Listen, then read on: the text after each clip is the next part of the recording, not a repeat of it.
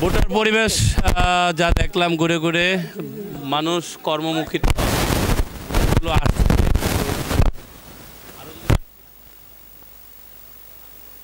চলাফেরা করেছি, তারা বেশিরভাগই কর্মজীবী, কর্ম করে খায়। এটা ধান কাটার সিজন, তো আমি আশাবাদী আমি আল্লাহর রহমতে পাস করব।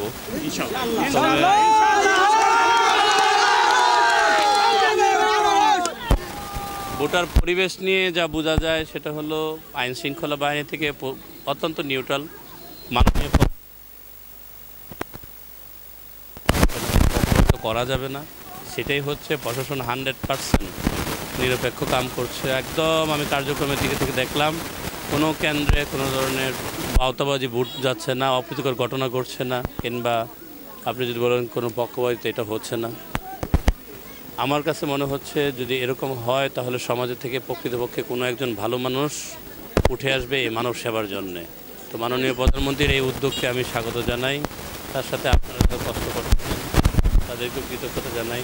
আপনারা যদি কোনো আইন শৃঙ্খলার অবনতি দেখেন অবশ্যই প্রশাসনকে জানাবেন। প্রশাসন তৎপর আছে, যে কোনো জায়গায় যাই হোক তারা এটা উদ্যোগ গ্রহণ করবে। তো আমার এই নির্বাচন নিয়ে মানুষের যে সাড়া পেয়েছি, আমি বুঝতে পেরেছি যদি জনগণের কাছে যাওয়া যায় তাহলে জনগণ ভালোবাসে। আর আমি বিশ্বাস করি আল্লাহ যদি কবুল করে আমরা পাশ করব।